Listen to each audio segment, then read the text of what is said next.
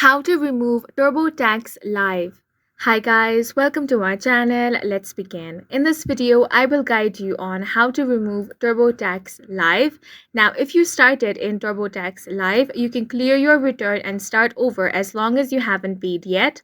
After clearing your return, you can select the TurboTax product that best suits your need. If you started in a different TurboTax product but added TurboTax live, then, with your tax return open, select File, proceed through the screens until you reach the Just a Few Steps Left screen, then select Start or Revisit next to Step 1 Review Your Order.